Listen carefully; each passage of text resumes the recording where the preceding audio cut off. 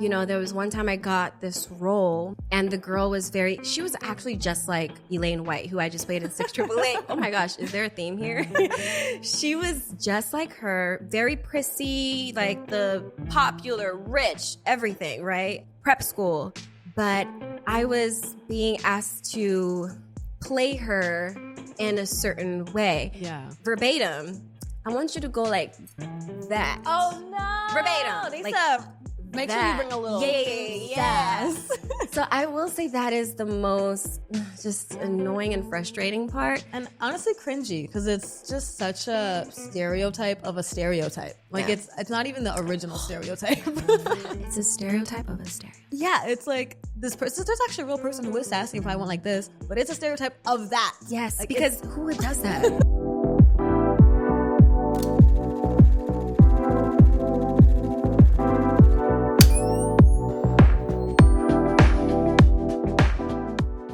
Welcome back to hashtag Like It or Not. This is your weekly dose of all things culture, fashion, and of course, social media. Because like it or not, it's here to stay. My name is Brianna Kay, and I am so excited to introduce you guys to today's guest. You may have seen her in the Netflix hit film, The 6888, and you may know her from so many other projects, but today you're going to get to know the real her. Today, we are speaking to none other than Pepi Sonuga.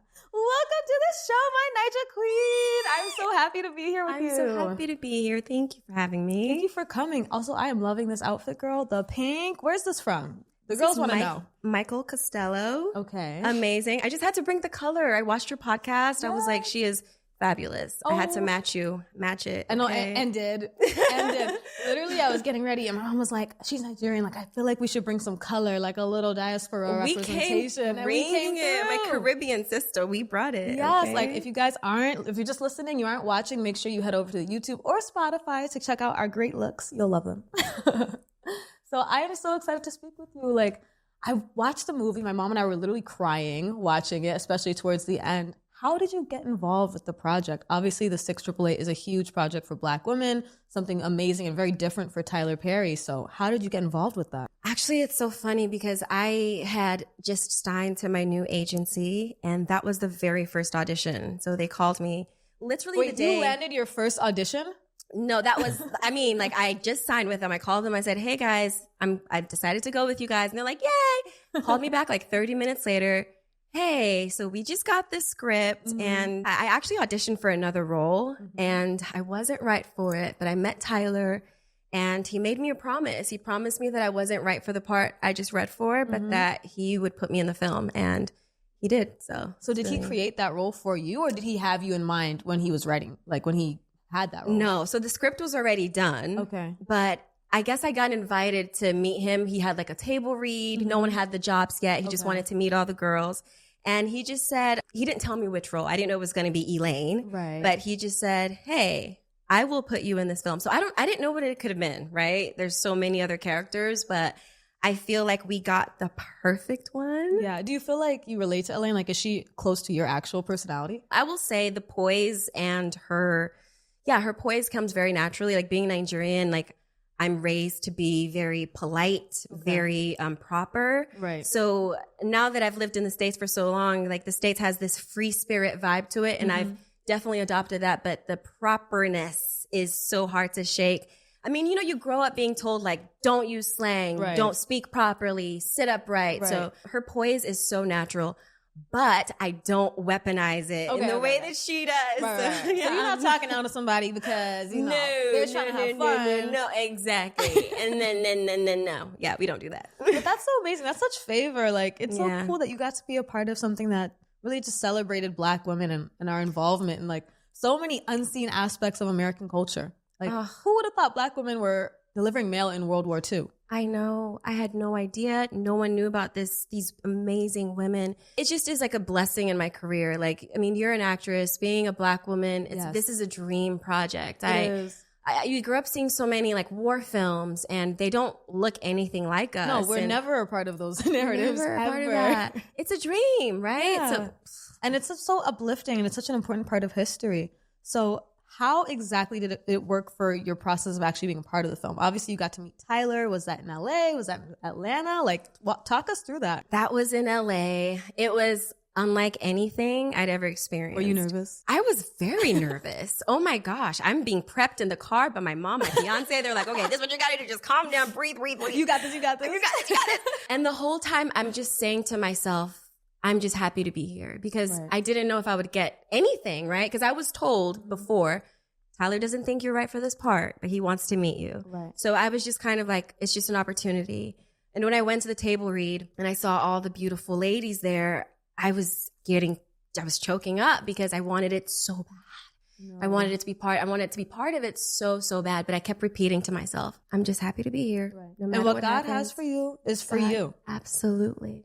Yeah. It was unlike any other table read. I mean, it was at the Four Seasons. Oh, yeah, Tyler did it. I mean, no, Tyler does it big. He rolled out the red carpet for you guys. He really did. We hadn't even had the roles yet. So wait, was it just the main cast that we see in the movie, or was it like additional people and the main cast? Additional people. Oh, so you were still auditioning at that point? Pretty much. I mean, you're always auditioning, right? You know that. Even on your first day on set, you're still auditioning. You can get, yeah. So we were also auditioning. I would say maybe 6 of us out of 20 actors were, but some actors knew they would never get the part because, maybe they're not the right race so you call in favors when you do table reads. And that's what Tyler kind of did. That is exciting. So I want to know how you got here because you're obviously Nigerian, but now you're in LA. So what brought you to America? What brought you here to chase your dreams? Life, girl. Life. How old were you when you came? I was 11. Okay. Was it a big change? Of course, but I was so excited for it. I feel like I've always loved America. I don't know. I can't speak for every Nigerian, but definitely like living in Nigeria, like America was like, wow, one day I will be there, Right. So my mom actually, she became a flight attendant. Virgin Atlantic came to Africa for the very first time. My family's in the airline industry too. Stop United. It. No, I have such a soft spot for flight attendants because it's a lot. It's a lot. So my mom was doing that for a few years and that was like the first time she got to go out of the country. And from there, we just kind of, So did she bring your whole family? Like who came over with you? Just me and mama. And did it live up to the hype? Oh, I mean, look at my life right now. Literally. Yeah. But okay, I mean, I will say Nigeria has Nollywood, so you could have been 100%. a big Nollywood star. Like 100%. I'm seeing you gorgeous. The acting is incredible. Would you ever go pursue a career there? You know what? I'm looking into some things. I'm meeting some people. Yeah. So if you did go back to Nollywood, now I'm curious. Would you keep your American accent or would you do your Nigerian accent? It would depend. I'm an actress, right? You can do it all. I can do it all. I mean, I feel like knowing Nollywood, they will probably want me to play like American girl coming back from America. But I can play Nigerian where you think I was there for the last 30 years, so it's just whatever. I love that. Okay, so we got into the conversation because we were having so much fun, but we have a super fun tradition that we do on hashtag Like It or Not. Yes. It is the Like It or Not game. Okay. And so the way it works is you're going to take the stick. We have the hashtag Like It and hashtag or Not, and you're going to reach into the bowl, pick out the topic. It might be spicy, personal, we don't know yet. And you're going to say whether you hashtag like it or if it's a hashtag or not from you. Are you ready? I'm ready. Okay, let's go. All right. Let's say, taking the subway. Oh my gosh. I've only taken this, in New York, I've only taken the subway one time. And it's so funny. I was there for Fashion Week and I had on like this crazy extravagant gown. And these guys were like, girl, why are you on the subway? Like, you need to be. And I was like, I thought everyone took the subway in New York. You were doing like your Carrie Bradshaw. You were like, yeah, I'm just in the subway. Yes. So I was like, I don't know, maybe. Hashtag or not. Yeah. Hashtag or not for me. No, me too. I am not a subway girl. Like, I know people are like, oh my God, it's so real. Like, I don't care. Like, I'm actually, like, I want to be in the car. I want to have AC. I want to be fixing my lip gloss. I don't want to be dodging rats. No. So I've always been anti the subway. I know some people, like, sometimes it's quicker. I don't care. No, I want to just be comfortable. Thank you. I came from Nigeria where it's hot. The Okada, the sun, everything. So now I came to America for luxury. Right. Exactly. Get ready with me videos. I love this. Hashtag like it? Yes. Hashtag like it. Do you make them? I don't. Are you going to make some? Maybe I should. Maybe we should make one together. Oh, I would like that. What would also be fun is like if you guys would have done like a get ready with me for the movie, like of you becoming Elaine. That would have been such a fun get ready with me. Because were you wearing your natural hair for the movie? Yes. I noticed. I was like, everybody else, I know they wearing wigs. But I'm like, she came with the hair. Well, you know what? Everybody back then, I guess, you know, like it was period. So, you know, we had to make the hair look right. And with straightening and all of that, all the girls had their hair straightened. So it's just easier to wear the wigs for them. But I wanted to wear my natural hair. So, yeah, I kind of insisted on that. Yeah, it added to your character because I'm like, she's just such a like natural girl. Like she wants to be holy. She wants to be Christian. She wants to keep it the way God intended. Yeah. And she rocked her hair to the fullest. Yes. Just, I guess, showing a different side. I just love that we were all so diverse. Right? Diverse, different kinds of Black women. I know. So beautiful. Thank you. Okay. Deep fakes. Oh no. Hashtag or not. I don't like that at all, right? No, it's scary. We should have control. Yeah, I feel like consent is such a big thing in the 2020s, like more than probably ever in life. And I feel like deepfakes is such a violation of consent. I saw this insane deepfake yesterday of Lauren Sanchez at the inauguration. And they like deep faked it to make it look like she was like taking her shirt off, which she wasn't. No. And I'm like, imagine you're just there like at an event and like you dress nicely, you're feeling good, and then people are like deep faking you with that. I think that is so inappropriate. I don't like that. I don't like it at all. Like deep fakes honestly shouldn't exist. Like I wish we almost didn't have the technology for that. Yeah, or like maybe there will be laws. So. Yeah, or like people just can't even get access to like that software. I don't know. Something needs to happen. Yeah, I have seen some of the AI. Like, if you've seen SpongeBob like singing songs, I mean, that's funny. You're listening to my podcast because I talked about that 2 or 3. Wait, did you? Okay, yes. I didn't see that one, but look, we're on the same vibe. Yes. I said that to Camille, and she was like, "What? SpongeBob was singing, never could have made it," and I was like, "Yes, Patrick took it home with the gospel. He brought it." Lying. And she was like, "No, I don't know," and I was like. Oh my gosh, I love that. Me too. I felt so chronically online in that moment. I was like, oh Lord. Yeah, like, let me clean it up. Right. Right. But yes, I think for cartoons it's fine. Yes, but everything else, but human deepfakes? No, that's weird. Nothing's like ever happened to you, right? Where you had to... Well, you know what? I don't know if I can talk about this one, but when you're on reality TV, they can deepfake you. What, they're allowed or something? Yeah, like when you sign the contracts, it says like, you know, we can, well, I can't talk about specific contracts, but and broadly speaking, there are contracts where they can say things like, you know, we own this footage, we are able to do certain sounds or take certain clips or, you know, edit things however we want. So in a way that is almost like a deep faking. Yeah. I don't like that. I've definitely heard a lot about that. In fact, I used to know a producer for reality shows, and she was struggling a lot with like the aftermath of feeling like she had wronged. That is so real. I wish more producers would come out and talk about it because it's like in the moment some producers I think are actually diabolical, but I think some are actually genuinely your friend and like care about you. And then, you know, once it goes to editing, it's so out of their hands. So like they might have put you in a position where something was said and then the editing team was like, perfect, this is our clip this week. We're going to do Franken voicing and Franken biting. Oh, no. Which is when they take your, like, the voice and then they AI it and then they... Oh, no. Like, you know how you can hear, like, Billie Eilish sing Ariana's song? Like, they can do that. Because they have so many hours of footage of your voice. But this is scary. It is really scary. Because it's your, you know, it's your person. And yeah, it's your image. And they own it. And then people could think that's Brianna and that's not you. And they do. That's honestly part of the reason why I wanted to like do this as a way to just kind of be like, okay guys, I need to reclaim my image, story, reclaim who I am because you know, my friends and family are seeing this. They're like, Brianna, like that's not you. And I'm like, wow, that's not me at all. But wow, you're blessed to have family and friends that said that. Like that's not you instead of, ooh, I thought you were different. There were some, I thought she was different too. And they're gone. And they're out of here. Aww. But I think it's a fun experience. I think, you know, you got to be able to roll with the punches, but I am definitely or not on deepfakes. Same or not. Should I keep going? Yes. Flying private. I've never flown private. We got to step it up. 2025. Maybe Tyler will have us on the jet next time. Exactly. Tyler, call me. Flying private. I will take it. I'm sure I will say like it. Hashtag like it. I feel like it would be fun. Like I feel like recently I've been saying, I don't know why. When I was a kid, I used to love flying on planes. I used to be so excited and look forward to it. Now that I'm older, I feel like the plane has become the bus. Like, I agree. I'm at the bus station right now. People are sneezing and coughing on me, and we have no space.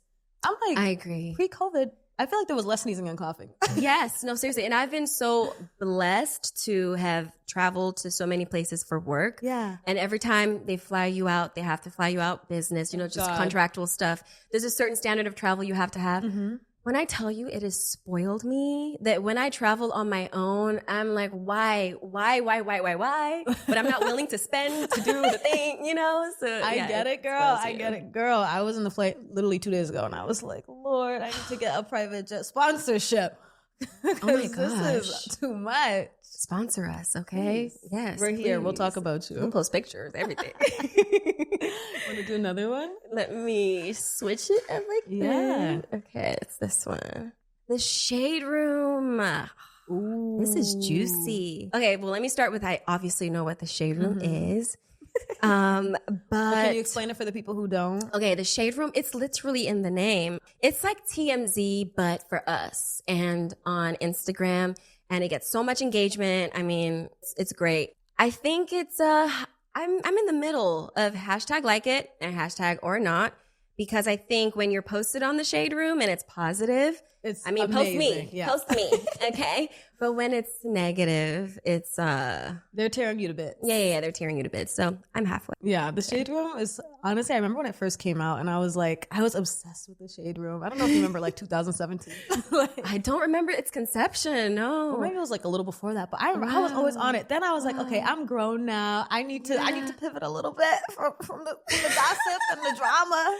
It's hard, right? I always used to say celebrity gossip was innocent because I don't feel comfortable gossiping about people I know in real life. So celebrity gossip was always well, I'll never meet this person. But then the more that I grew in my career and became a celebrity yourself. Well, I wouldn't call myself a celebrity, but kind of. I mean, I work with amazing people who are posted on the Shade Room, and it's so awkward to see you in the morning when I just read all that stuff. So I try not to visit gossip. I, in fact, have really been intentional about not doing any gossip if it's even celebrity gossip. I agree with that. And what are your thoughts on reading the comments? Your own comments, other people's comments? I do. You do? You're guilty? I'm you guilty. In the comments? I do. I can't help it. I haven't grown yet to that point. But you know what?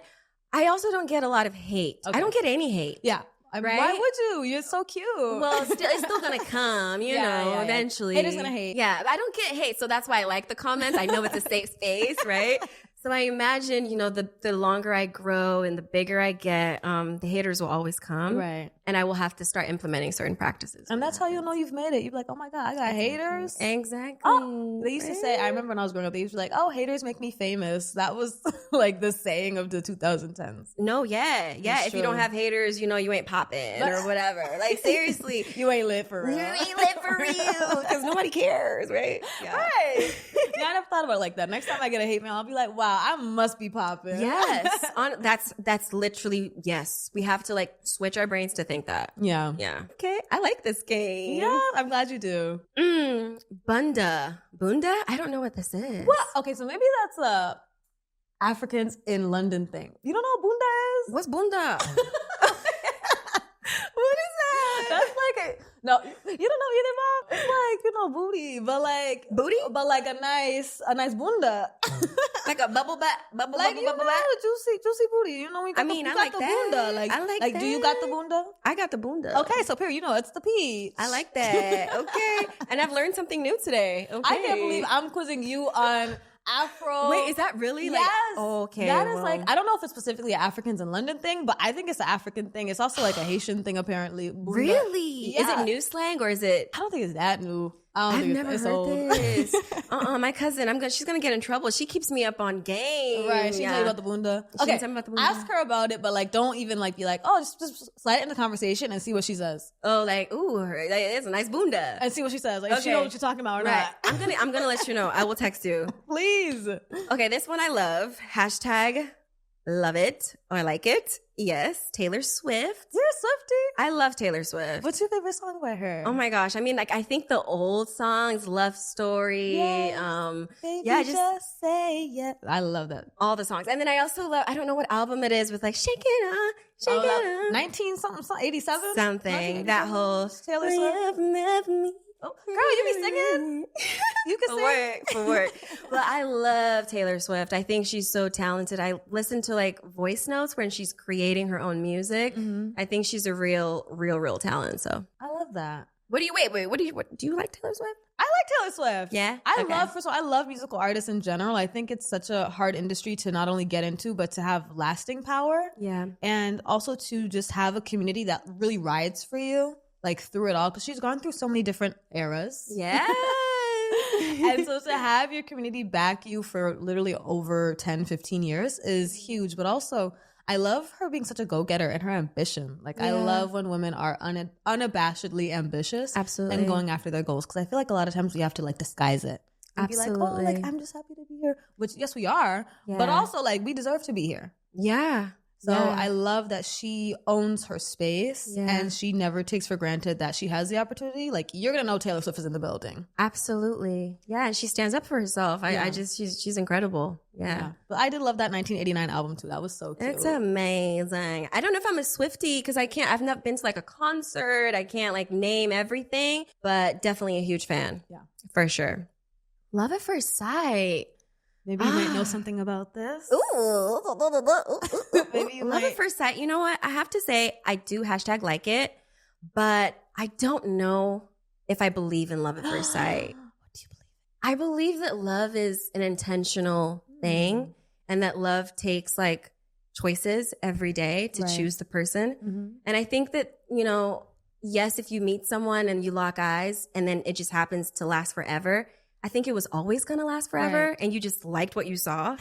Yeah, but I don't think that, I don't know. I think love is a very, very intentional choice. Right. Not like a feeling. And I know you have a fiance. Do you feel like you guys might have had a little love at first sight? We definitely did. But again, that's so cute. Again, I just think we would have been the perfect match even if, you know, we met online. I don't know. Or like you grew in love over time. Yeah, yeah. And then the love that we have, it's so like, you know, we just always talk about the kind of marriage and family that we want to have. That and is so beautiful, girl. You about to have the girlies crying at home. Wait. And we have to dive into this more. We just want it to be very intentional because feelings fade and we're young and we look good and we are attracted to each other. Guys. Go check them out on Instagram. She just posted for his birthday. I was scrolling. I was 10 pictures deep. I love you. But yeah, we're not always going to be young and hot to each other. Yes, you will. I don't know. Yes, you will. Because first of all, 50 is the new 30. I agree. So I agree. I mean, look at my mama. My mama is... Like, you guys got runway. Mm-hmm. And you know, black don't crack. I agree. Yeah, you're right. But still, it has to have a foundation of something else. Exactly. And I think it's like, for us, it's the duty of family and love and cherishing the children that we're going to raise. That is so beautiful. So hopefully it all works out, you know? Yes, it will. It will. I'm praying for y'all. Amen. I'm praying for y'all. You want to do a couple more? Yes. Couple joint breakup posts. That is so funny after the last one. God forbid. I rebuke it in the name of Jesus. Okay. Couple joint breakup posts. I think if you are a huge celebrity where everyone is very invested, and if you guys are about to start dating other people, I think you should do it because you run the risk of your partner, your ex-partner, you know, getting drug online like, oh, they're cheating when you guys have been separated for 5 months, you know? But when other people do it, who was like, okay, we didn't ask. Like, y'all got 7 followers. Literally, like, just move on. Not the collaboration post. No. I don't think, no, you don't owe that to anyone but your family, your kids, and the people who are around you. So you hashtag or not if you're not a celebrity. Okay, but if you are a celebrity, do you think it's better to go like press release or joint breakup post? You know what? I guess now in our day and age, the joint breakup post feels more intimate and personal. The PR always feels like, okay, what really happened? Right. You know, but for some reason, when I see it on their page, even if it's still written by PR, it feels like, Oh, okay. Well, thanks for letting me know. Right. And I feel like people give you more sympathy. Like I feel like when you see it almost like on a publication, people are like speculating in the comments more. True. But I feel like when it's on their page, people are like trying to be more sensitive. So they're less likely to be tearing you to shreds and be like, oh, that's why I saw him on Thursday with so-and-so.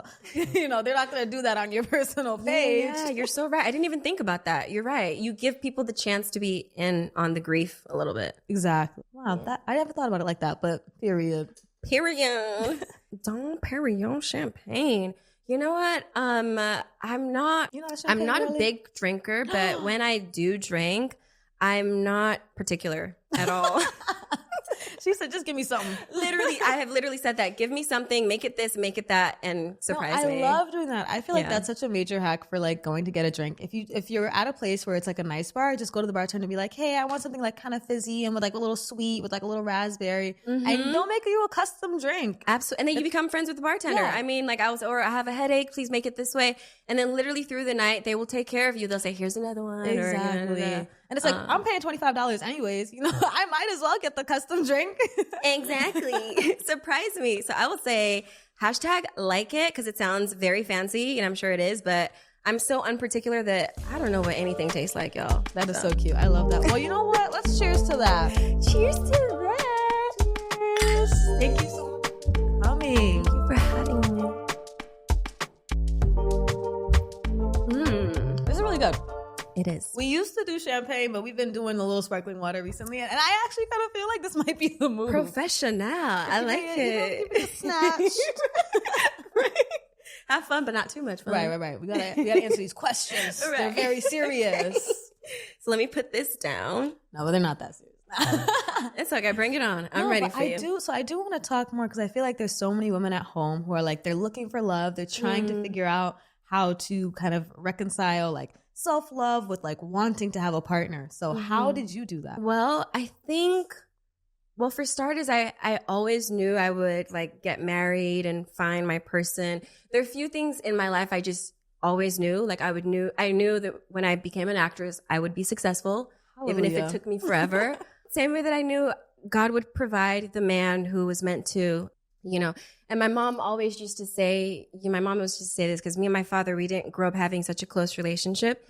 And she always used to say that she had a great dad, but she used to say to me that, you know, I believe that little girls who didn't have like that father bond, they're meant to have husbands who will love them. So she always used to tell me that since I was little, like, it's okay because one day your husband's gonna love you so much. And I love you so much. So I think she poured a lot of love into me. And because I had that knowing like that's the end goal, I got to have fun and I wasn't very serious about like finding my husband in my early 20s. Like I really explored dating. I mean, I dated some people that my mom was probably like, no. I'm like, Mom, I'm not gonna marry him. I'm just having fun, you know? But yeah, so I always knew I would end up there and I just focused on building myself.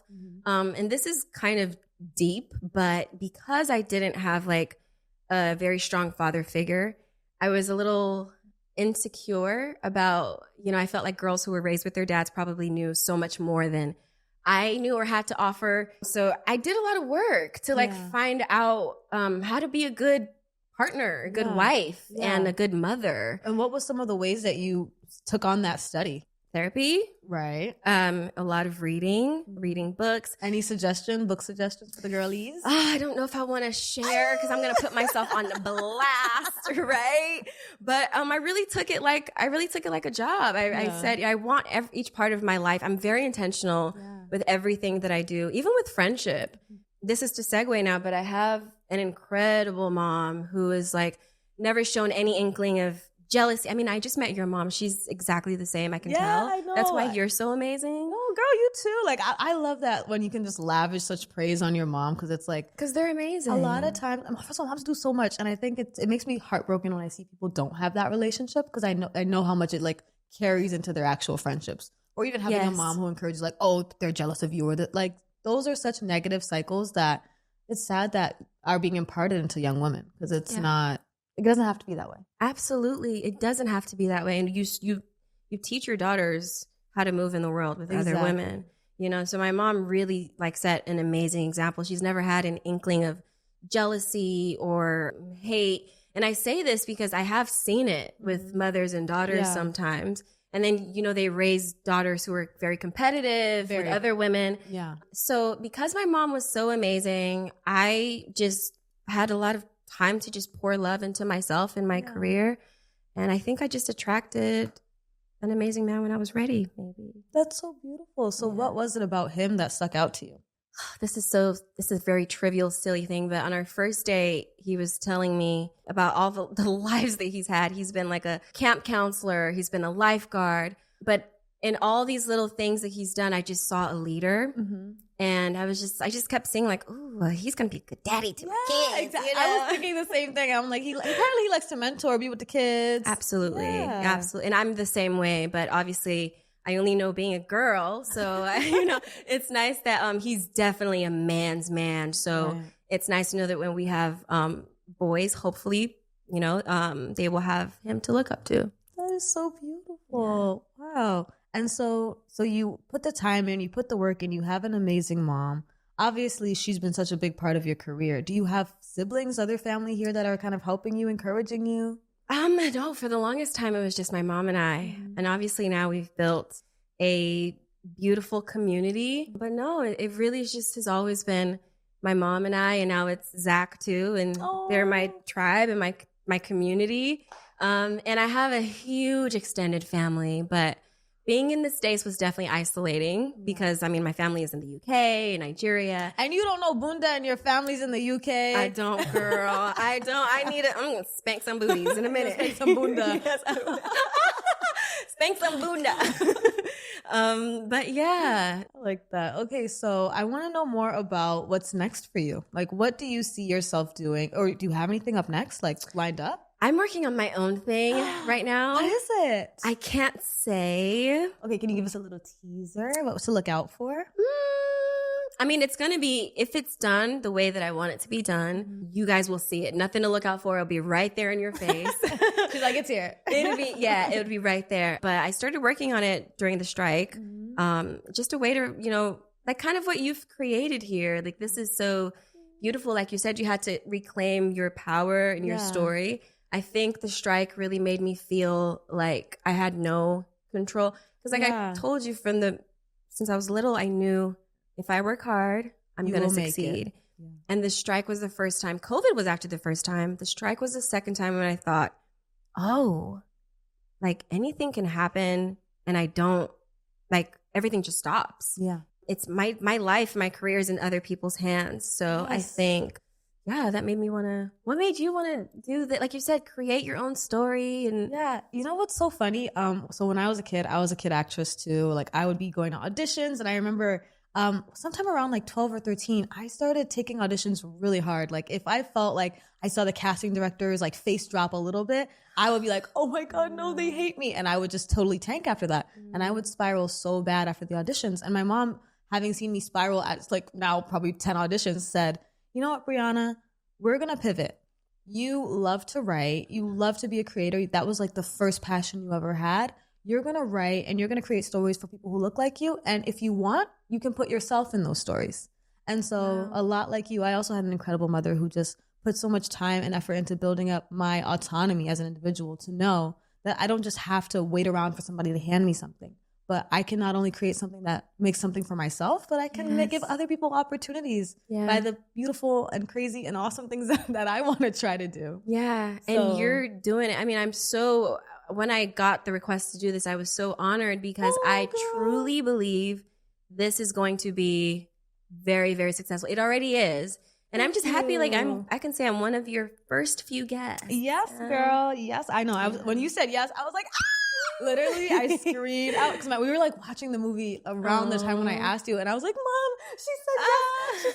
She's like, "Which girl? Which girl?" I'm like, "Her, right there." She said yes to come on the show. Oh, no, and I was with my grandparents over the weekend, and so we watched the movie with them too. And every time you came on the scene, I was like, "Guys, there's Pepi. She said yes." Oh my gosh, thank you so much. That is, I love it. I'm so happy to be here. Yeah, and we just have to shout out Aurora because actually Ro is the reason we are here today. Aurora, and if you guys haven't, please go watch her episode. It was the first episode of our show, so we were so blessed to know her. I'm so blessed to know her. She's a truly beautiful person. I was just telling my mom, I've known her for probably a little over 10 years. We used to have like sleepovers and stuff at her house, and she is genuinely a very, very kind-hearted person. That was so cute. Literally, I only got to hang out with her that one time. We've been trying to link up since.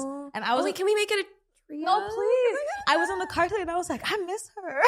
She's amazing. Yeah, she's a sweetheart. Yeah, and I feel like, being in LA, especially with everything that's been happening recently, like with the fires, I feel like that's been such a part of our resilience. How have you been able to deal with life post the fires that happened recently? Because that was such a scary moment for all of us Angelinos. It was, I mean, I've never seen anything like it. None of us have ever seen anything like it. I have friends that have lost everything in the fire. Oh my gosh. So it does, it hits a lot because, I mean, things happen in the world and we're empathetic, but I will say it's the first time it felt like, I mean, usually when things happen, I'm pretty good at disengaging. I think it's healthy to disengage, especially if I can't do anything about it, right? Yeah. So I'm usually good with like by the time I'm putting my head down on the pillow, I'm back to myself. Yeah. This is the first time I literally couldn't because I know my friends are going through so much. And it's also like at our doorstep. Yeah. I remember I was walking home from like getting groceries and I could literally see the Sunset Fire up the block from my apartment. And I was like, oh my God. And first of all, I've never seen anything like this. I'm like, what if it comes down here? Like the place was filling with smoke. It was just a really scary time. But it was amazing to just see how everyone in the community just rallied together. Because people always talk about it's fake in LA, it's this, that, and the third. But the way I saw people giving money, letting people stay with them, giving their clothing, giving everything. Yeah. It's been like even churches, people like doing so much outreach. So it was amazing to see how quick and willing everyone was to be there for each other. Yeah. And, anyone who lives in Los Angeles and really is like an Angelino knows that community is there. Mm-hmm. I always say the people who always have so much negative things to say about Los Angeles are actually the people who come here and like are those things because they almost think that that's how it is. So they're projecting. Yeah, you're literally projecting. Yeah, like I grew up in LA and no, they're very real people. If you hang around the same 5 hotspots where paparazzi frequents, you will find certain people. Yeah. Go out to where the real people live. Yeah. And there's a lot of... And that got me thinking a little bit too about like being a Black woman in Hollywood, woman of color in Hollywood. Yeah. What do you feel like are the misconceptions about Black women in Hollywood? Misconceptions. I mean, I'm constantly fighting against them. Yeah. I would say now it's a little better, but definitely when I started... there was one time I got this role and the girl was she was actually just like Elaine White, who I just played in 688. Oh my gosh, is there a theme here? She was just like her, very prissy, like the popular, rich, everything, right? Prep school. But I was being asked to play her in a certain way. Yeah. Verbatim. I want you to go like that. Oh no. Verbatim. They said, make sure you bring a little sass. So I will say that is the most just annoying and frustrating part. And honestly cringy because it's just such a stereotype of a stereotype. Like it's not even the original stereotype. It's a stereotype of a stereotype. Yeah, it's like this person, there's actually a real person who is sassy and probably won't like this, but it's a stereotype of that. Yes, like because who does that? like this? Yeah, oh my God. I really did enjoy this movie though. I watched one of them days last night and there were some stereotypes. But I was honestly here for it. like I was like, well, funny enough, I actually did audition for a role in that movie. Did you? Can you say which one? Yeah, of course. I didn't get it. Big booty Bernice. First of all, I don't have a bunda. Stop it, because I auditioned for that role too.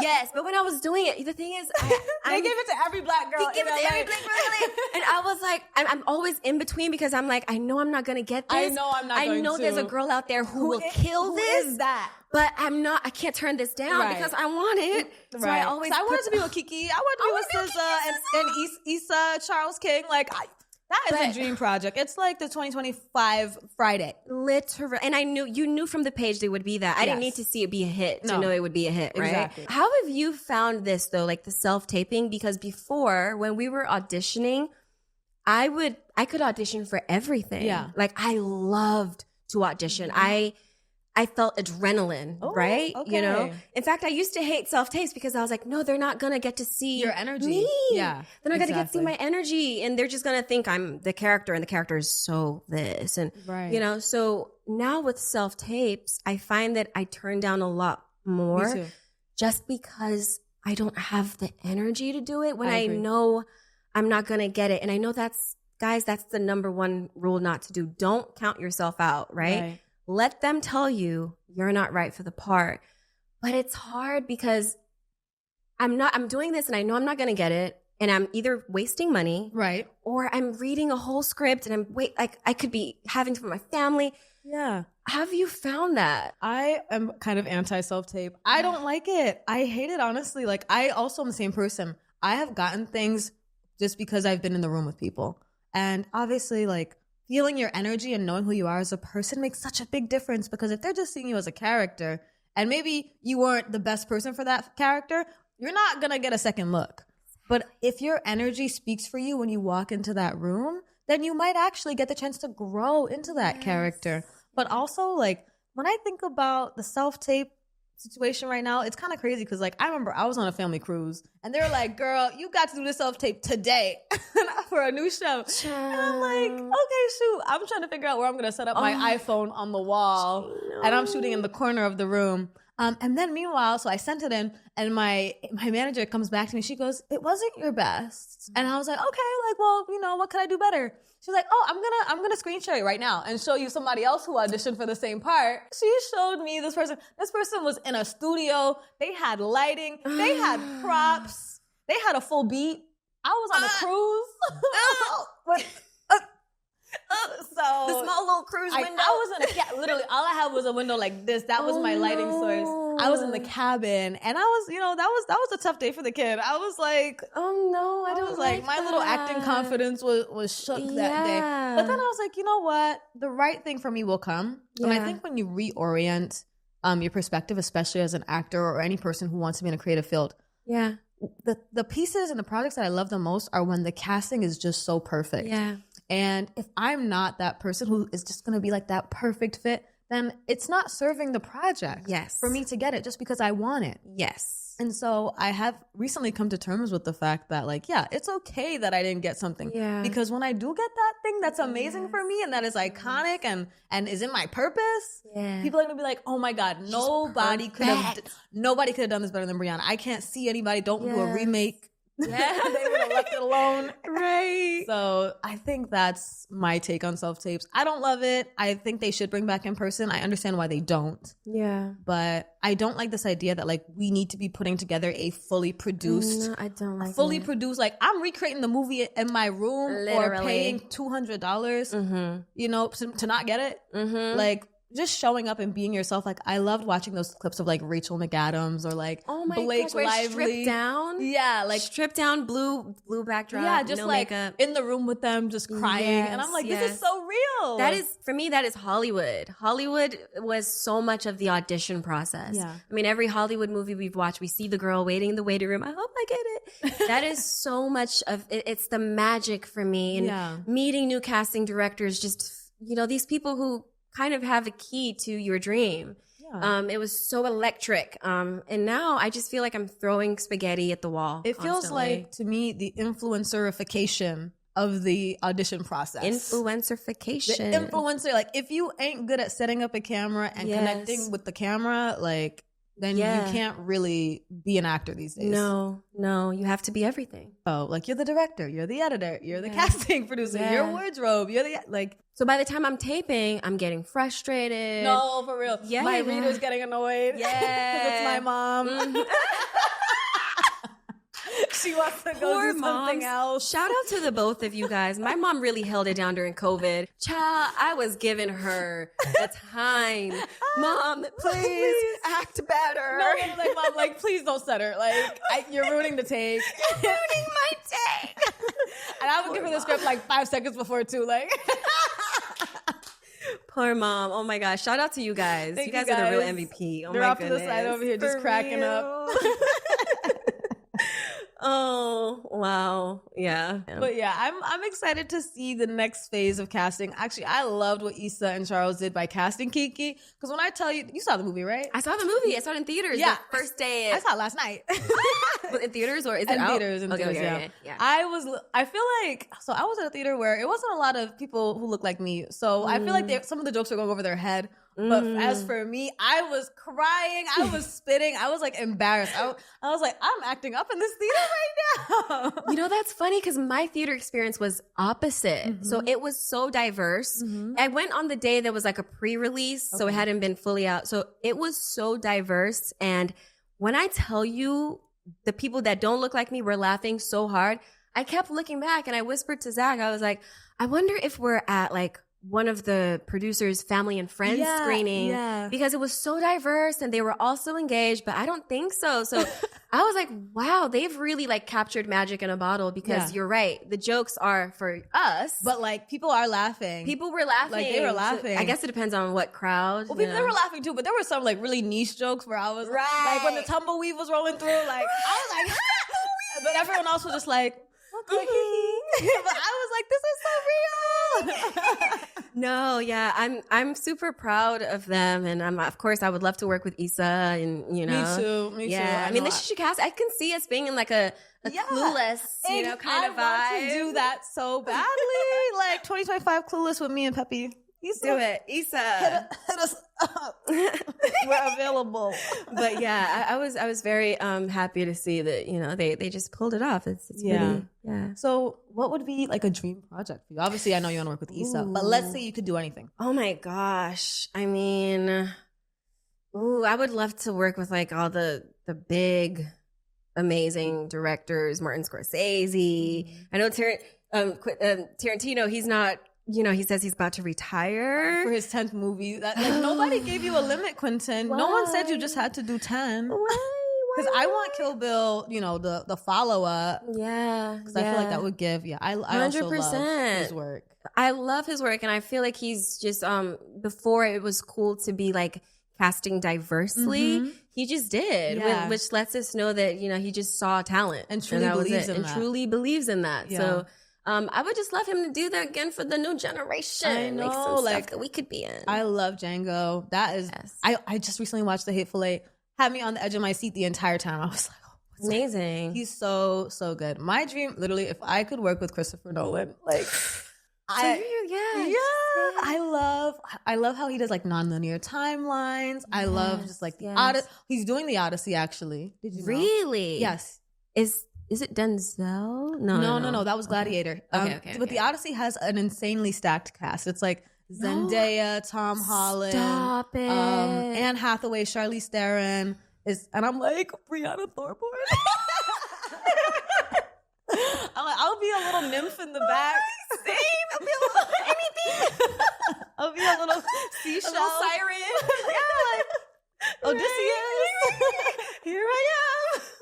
No, but seriously. So yeah, we're on the same wave. You know, it's just I don't know. Everyone always asks, what's your dream project? But honestly, if you look through my filmography, I've played so many different characters. And I used to have, when I was starting out, I used to have very specific goals. Literally, I would write down like, I want to be the lead in a CW show. I want to do a vampire show or whatever. I love that girl, me too. You know, like I was very specific. But then when I started like, you know, having a little bit more success, I reached a point where I just said, you know what, God, I don't want to tell you anymore. Maybe am I dreaming too small? So take me wherever. So now I don't really know. I'm just hoping the dream role is being written. And if not, hopefully it'll be the thing that I'm. Hey, okay. I feel like I'm starting to have a guess of what it is, but I'm not gonna out you. So would you say that's the key to your success? Because that's so beautiful, like asking God and being open to Him taking you on His own journey, on His own path for you. Absolutely. I've always tried to put God first. Obviously, there are times when like I fall off of whatever routine I want to do. But even when I was in Nigeria, this is so crazy, but I remember making deals with God. Like, God, if you do this, if you make me this, especially on a major world stage, I promise to, when I was a kid, I promised to solve Nigeria's problems. I promised to take Nigeria on my back and make it a great country and a great nation. So it always felt like I wasn't, even till today, I really believe God heard those promises. He does. Right? He does. He really does. Yeah. So I feel like, I haven't reached the place where I have like such a huge platform to do all the things I want to do. But I can't forget that promise because I made it. You will. Amen. I definitely believe that you will because you've been doing your part. You just keep showing up. You just keep making yourself available for him to work through you. So Amen. I know he's going to you too. I want to know about you. Like, are you an only child? Because you remind me so much of myself. Like, are you an only child? So technically, yes, I am an only child to my mother, but my dad has other kids. So I have other half siblings. Okay, same. I have half siblings, but when are you the oldest of the half siblings? Yeah. Okay, girl, I think we're living the same life. Yeah, and my sister was born when I was like 16. Yes, okay, similar. And then she lives in the UK. I really feel like I grew up as an only child. Yeah, I feel the same way. I think like our sense of independence and like just being willing to like live our lives as we see fit. I think that is such an only child thing, but also being able to like go places and be like, okay, I got to connect with somebody here because I don't have my siblings to fall back on. Actually, I was just reading something that Taylor Swift, we were just talking about her. One of her lyrics, I'm going to butcher it, but it's something like, oh, no one wanted to sit with me when I was a kid. And I've been plotting ever since on how to make them, want to hang, basically, I think every only child has this thing where, even if it's for a little bit of your time, you still feel separate from your peers because they're always so connected with their siblings. Yeah. So you feel so separate and it builds this fire inside of you like, I'm gonna be something. I'm gonna do something. I agree with that. Yeah. Wait, is Taylor Swift an only child too? I don't know. That is very interesting. Maybe we're onto something. Right. The only child drive to have a community because we were by ourselves. Community. Yeah. Do you feel like, because I know for me, being an only child, like since I was so close with my mom or with her sisters or whatever, like I feel like I always only have like one best friend. Like I have friends, obviously, but I feel like there's always one person who I'm like so much closer to. Do you feel like you have that too? I used to be that way. Okay. What changed? Because I need help. Do you? The girlies want to know. It's not, I don't think it's bad. I actually think it's so endearing. I really do. I used to be that way, but I don't think it worked out to put all my eggs in one I agree. basket. So especially in Los Angeles, it's like everyone comes to LA to become a star. I was raised here, so I'm here trying to have a life, but they're here to become a star. Okay. So it was so hard for me for the longest to connect to other women, because I really wanted to have like a true, especially the way my mom raised, it's so pure. Exactly. And you have an idea of what sisterhood is. Yeah. And when it's not that, because they're kind of busy chasing, things. It was tough. So I stopped.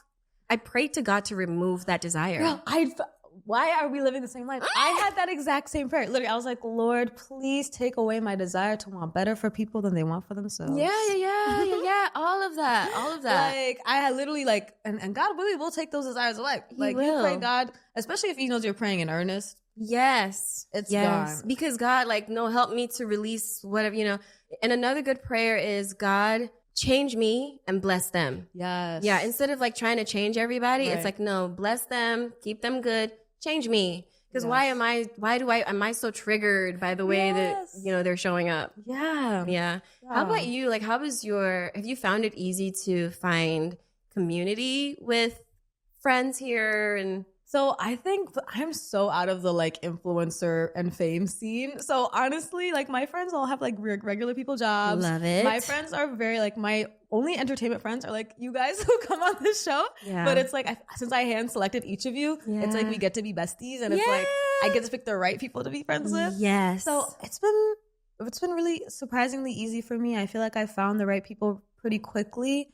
and also just by being on the show, and creating the show with you guys, I get to get to have all of you guys around me. So yeah, I think for me, it's been good. Using the show has been a big part of making friends here for me. And I'm just so grateful for each and every one of you who comes on. That's beautiful. I love that. You're right, because you get to like see what they're about and then explore it in a safe place. Exactly. Really. Yeah. So I want to know, before we wrap up, what is one thing you're really grateful for in life right now? Something I'm really grateful for. I mean, to keep it in theme, I guess my mom. Oh. Let's just keep it in theme. That was the theme of today. I have Mama's Day. It's always mommy's girls on. Like I had Brandy's daughter, and she was like, Sarah. Yeah, Sarah. So I agree. I think my mom too.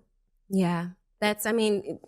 We wouldn't be here. We wouldn't. Literally. Your mom was telling me about the podcast. I mean, the podcast, can I say, it wouldn't be how amazing it is. Obviously, you're amazing, but she believes in you. Exactly. Yeah. Exactly. Oh, well, I'm so grateful we got to do this. And we're definitely hanging out after this. And Aurora, 100%. You're coming too. Bro, I'm about to literally text you as soon as I get out of here. We're doing this. Yes. But thank you so much for coming. So I want to know, did you like it? Did you hashtag like it? Oh my gosh. Hashtag love it 1,000,000 times. Yay. Yes. Thank you so much for coming, Pepi. And for everyone who's listening, thank you so much. I can't wait to see you next week. Keep shining, keep striving, and I'll see you next time on hashtag like it or not.